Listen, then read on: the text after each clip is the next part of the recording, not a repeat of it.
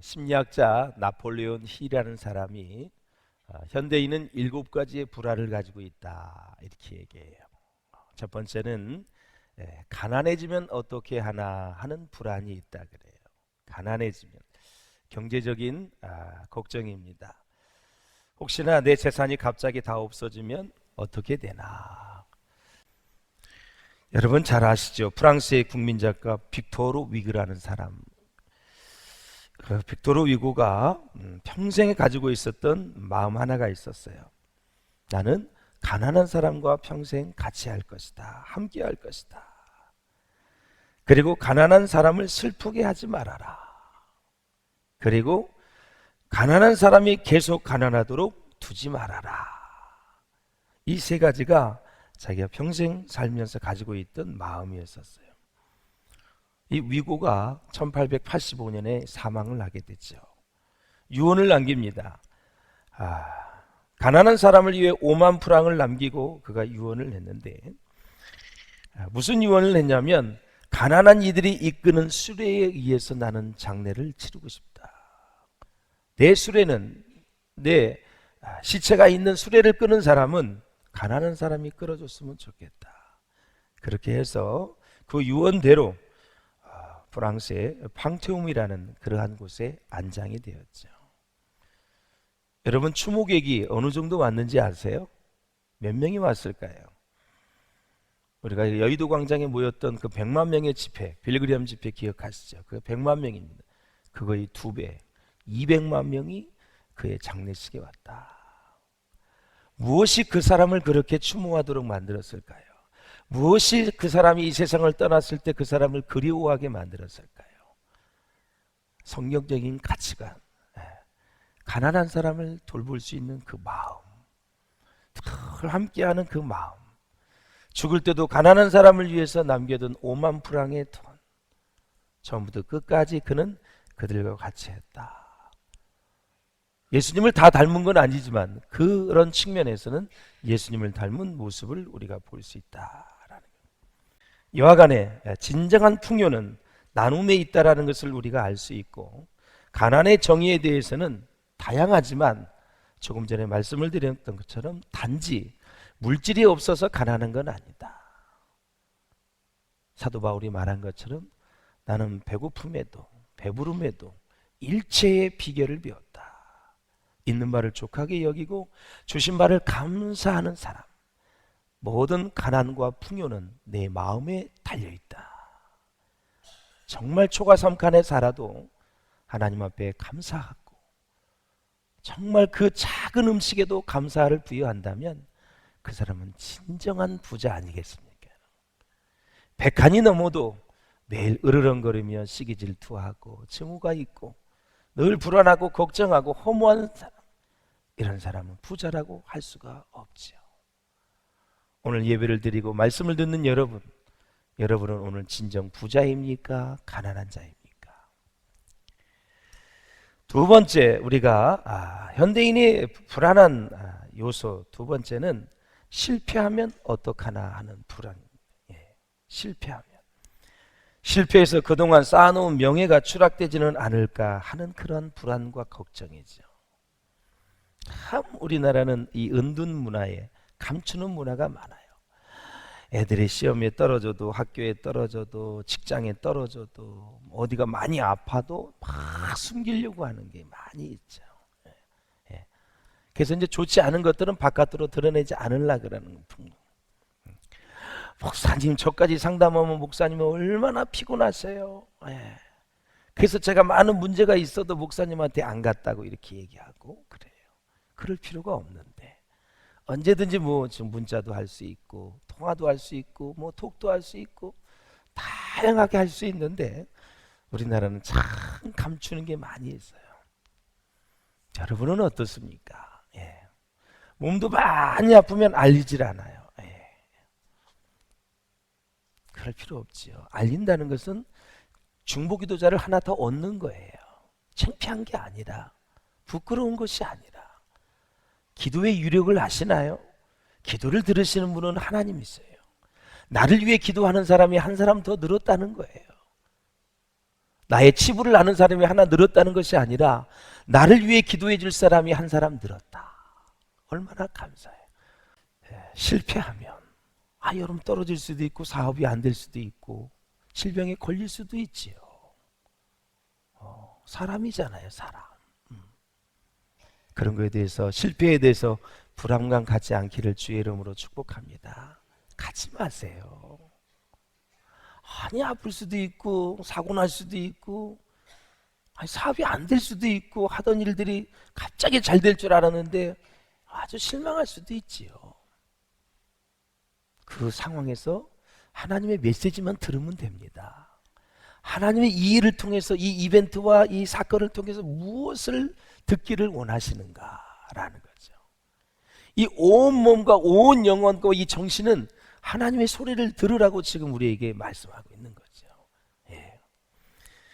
세 번째는 질병에 대한 불안입니다. 감기만 걸려도 이 병에 깊어지면 어떡하나, 나도 모르게 혹시 내 몸에 암은 자라고 있지 않나, 거기에 대한 불안. 네 번째, 늙어가면 장차 나는 어떻게 되는 것일까, 노쇠에 관한 불안이죠.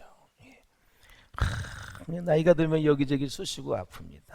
무릎도 아프고 모든 것이, 눈도 침침하고. 사랑하는 여러분, 이 노쇠에 대한 불안감 그냥 그렇게 갖지 마시고 누구나 걸어가는 길이다. 할렐루야. 누구나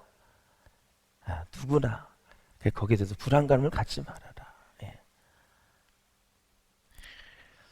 다섯 번째는 내게 주어진 소중한 자유를 잃어버리지는 않을까 하는 불안. 육체적으로 지금 정신적으로 사회적으로 영적으로 자유한데 언젠가는 이것을 다 빼앗겨 버리면 어떻게 되지? 이런 불안감. 그리고 여섯 번째는 죽음에 대한 불안입니다. 나는 어떤 죽음을 맞게 될 것인가? 언제 죽을 것인가? 죽은 다음에는 어떤 세상이 나를 기다리고 있는가? 구원의 확신이 없으면 정말 불안하지요. 평생 들었던 예수 천당, 불신 지옥, 지하철에서 거리에서 평생 들었는데 내가 죽는 순간 그게 진짜면 어떡하지? 무시했어. 아이고 할 일도 꽤 없네, 더워 죽겠는데 우리 크리스찬들 아주 그냥 지긋지긋해, 그런 생각을 했었는데 내가 죽는 순간이 다가왔어. 그 북을 치면서 다니던 그 사람이 예수 천당, 불신 지옥 했는데 이게 진짜 사실이면 어떻게 되지? 이거 그 순간, 죽는 순간에 걱정과 불안과 두려움이 오게 되는 거죠. 그런데 전도하는 모습은 투박했지만 그 진리는 진짜입니다. 예수 믿으면 천국 갑니다. 안 믿으면 지옥 갑니다. 반드시 해결해야 될 문제, 구원의 문제를 해결하셔야 된다. 할렐루야. 일곱 번째 제가 드리고 싶은 말씀은 바로 이겁니다. 사랑의 상실에 대한 불안입니다. 내가 약해지고 어려워지고 병이 들게 되면 주변에 있는 사람들이 다 하나둘씩 떠나가기 시작을 합니다.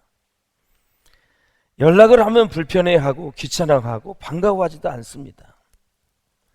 그래서 연세 드신 노인분들이 늘 저에게 얘기를 해요. 누구 하나 전화도 안 한다.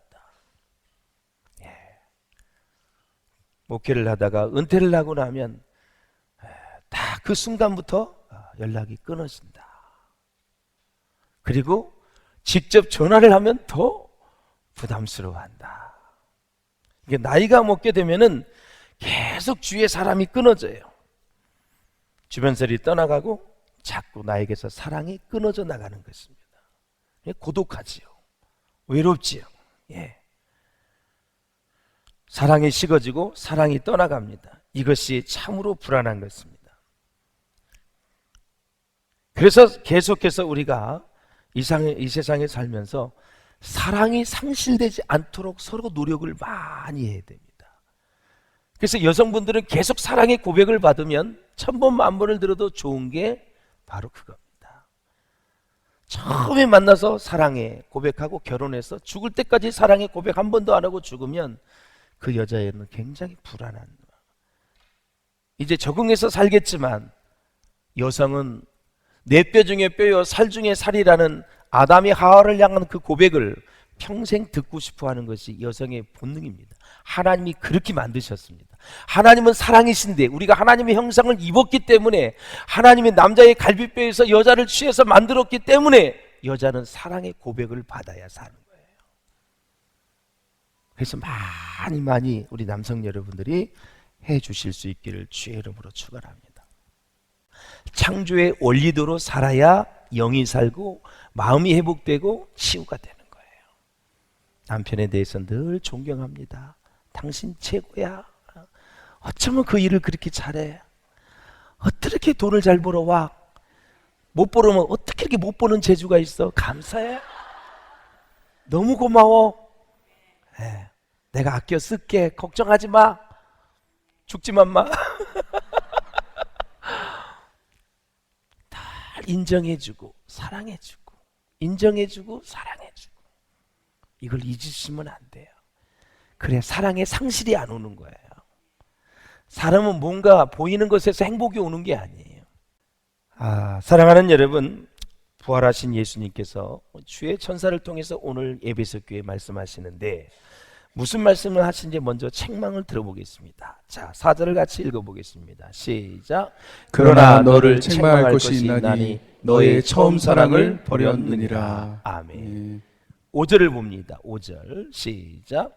그러므로 어디서 떨어졌는지를 생각하고 회개하여 처음 행위를 가지라.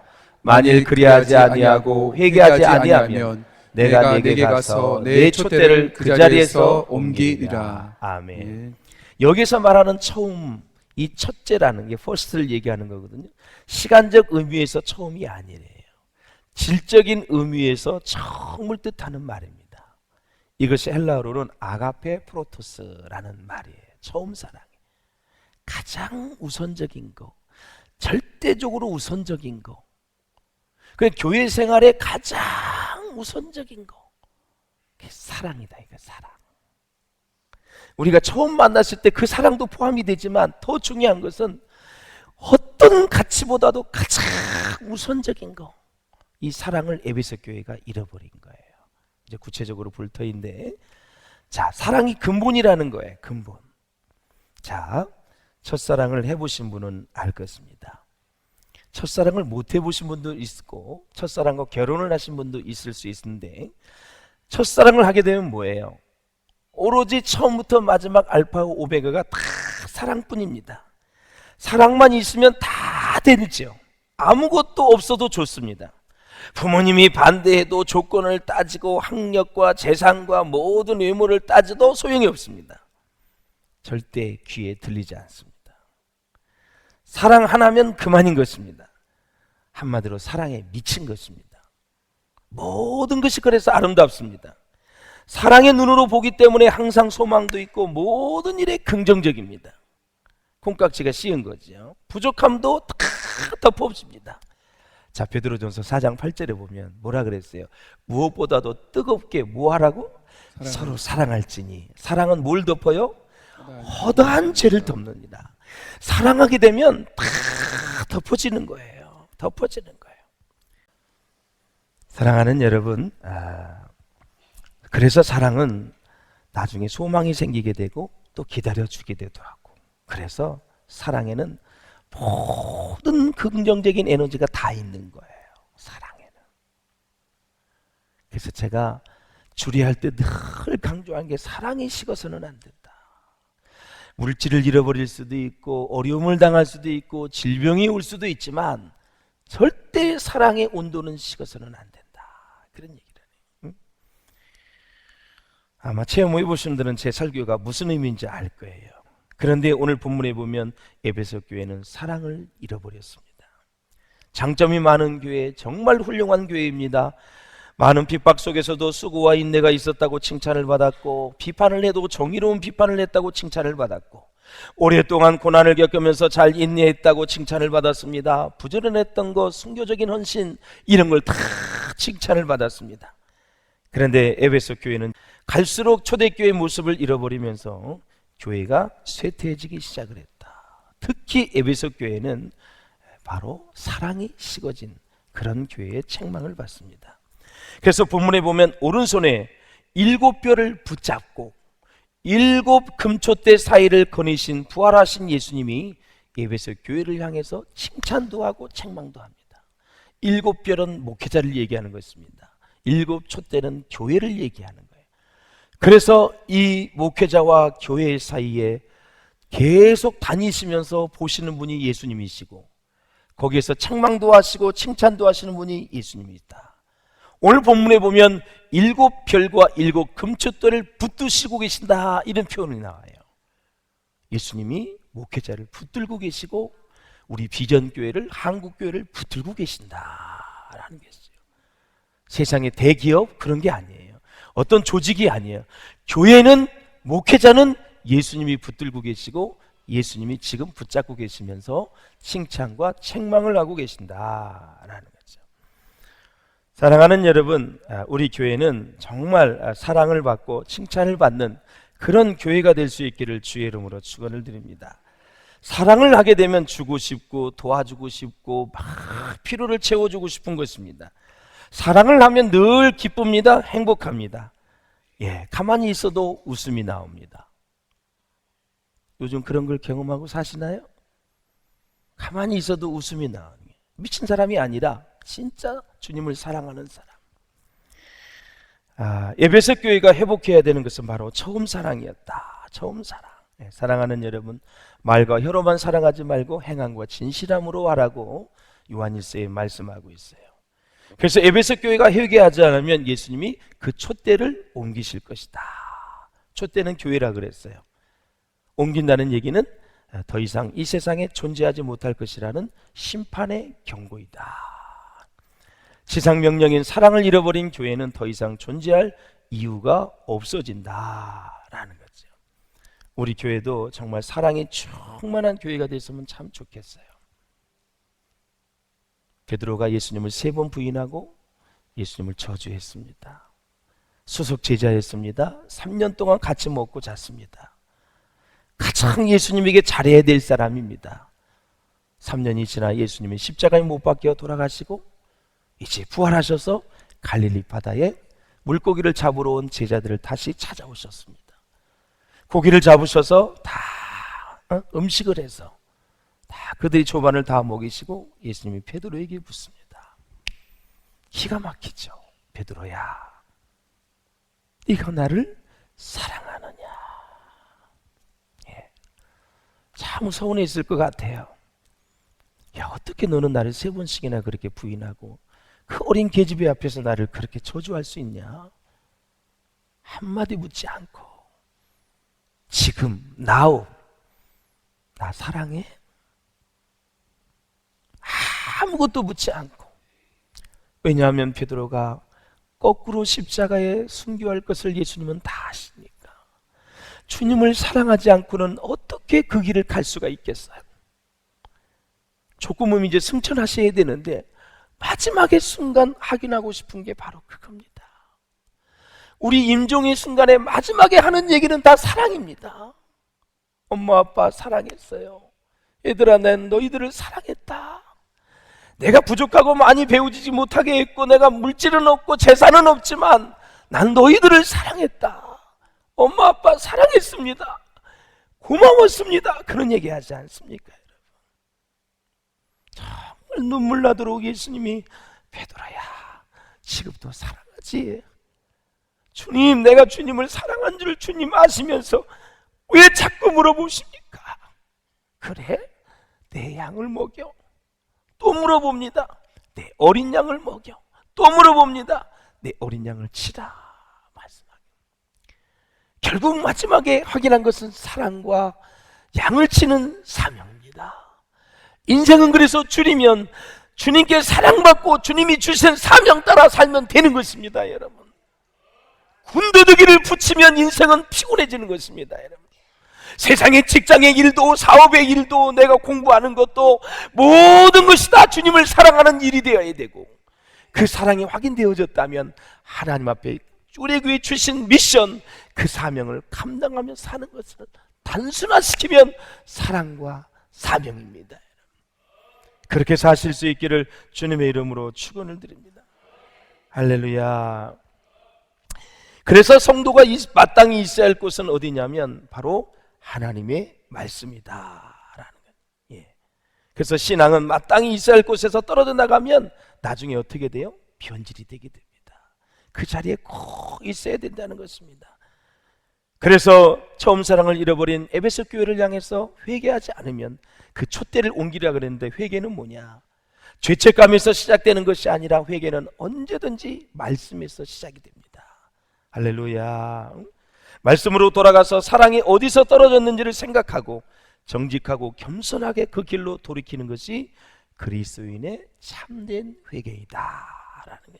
그래서 에베소 교회를 향해서 주의 천사는 처음 사랑을 다시 회복하라라는 것입니다. 그렇다면 이 처음 사랑이 5절에 가면 처음 행위로 이제 이어지게 되는데, 잃어버린 처음 행위를 가지라고 했는데 무슨 의미일까요? 첫째, 맨 처음 그리스도 앞에 나왔을 때 속죄받은 구원의 감격을 회복하라라는 거죠. 할렐루야. 죄사함을 받은 거, 하나님의 자녀된 그 감격, 구원받아서 천국 백성이 되어서 천국에 갈 수 있는 확신, 기쁨, 즐거움, 감사, 이런 것들을 회복하라라는 거예요. 두 번째는 십자가를 통해 사랑의 세계를 이해하고 보라는 것입니다. 십자가를 통해서. 로마서 8장 한번 보시겠습니다. 시작. 자기 아들을 아끼지 아니하시고 우리 모든 사람을 위하여 내주신 이가 어찌 그 아들과 함께 모든 것을 우리에게 주시지 아니하겠느냐. 하나님의 아들까지 주신 분이 우리에게 주실 것에 대해서 아까워할 분이 누구냐? 하나님은 아들을 주셨기 때문에 우리에게 모든 것을 주실 수 있는 분이다. 하나님은 그래서 사랑의 하나님인 것입니다. 그리고 셋째, 십자가의 사랑을 알았다면 고난도 특권으로 알고 기뻐하라는 것입니다. 교회를 위해서 내가 핍박을 당하고 어려움을 당한 그 자체를 기쁘게 여기고 교회를 향해서 어려움을 당한 것을 영광으로 생각하라라는 거죠. 네 번째는 주의 재림을 기다리라는 것입니다. 생활이 풍요해지고 살만하니까 재림커녕은 이 세상에 영원히 살고 싶은 생각을 가지고 그들이 신앙에 안주하며 첫사랑을 잃어버리니까 주님의 재림을 기대하면서 구름을 타고 주의 천사장의 나팔 소리와 함께 이 땅에 오실 예수님의 재림을 기대하리라. 재림의 신앙이 회복될 수 있기를 주의 이름으로 축원합니다. 사랑하는 여러분, 7절을 읽고 마치겠습니다. 7절 시작. 귀 있는 자는 성령이 교회들에게 하시는 말씀을 들을지어다. 이기는 그에게는 내가 하나님의 낙원에 있는 생명나무의 열매를 주어 먹게 하리라. 아멘. 일반적인 여러분 문법에서 귀는 다 복수로 나오는데 이 귀는 단수로 나와 있어요. 불기둥에도 제가 말씀을 드렸죠. 단수형 귀는 영적인 귀를 얘기하는 거예요. 영적인 귀를 가지고 하나님께서, 성령님께서 교회에 하시는 말씀을 들을지어다. 저와 여러분이 우리 교회를 향해서 무슨 말씀을 하시고 있는지 계속 들을 수 있기를 바라고, 이기는 자에게는 생명나무의 열매를 맺게 하리라. 어디에 있어? 생명나무가 낙원에 있다라는 거죠. 천국에 있다라는 거죠. 이 땅에서는 성령의 충만함을 얘기하는 거, 생명수와 같은 생명, 생명수 성령, 그리고 달고 단 말씀을 얘기하는 거예요. 이기는 자에게는 주는데 이김이 무엇이냐? 본문에 나오면 어린 양 예수를 끝까지 따르는 자가 이기는 자이는데, 그 이기는 자에게는 성령 충만을 주실 거고 말씀의 꿀과 꿀송이보다 더 그 말씀을 너에게 주어서 아주 배부르게 풍성하게 영적으로 승리하며 살아갈 수 있도록 우리를 인도해 주시겠다라는 거죠. 사랑하는 여러분, 가장 고귀한, 가장 근본된 사랑 없이 봉사하지 마시고 사랑을 가지고 봉사하고 헌신하는 우리 모두가 되어져서 하나님의 은혜와 사랑과 축복이 여러분 가운데 차고 넘치시기를 주의 이름으로 축원합니다.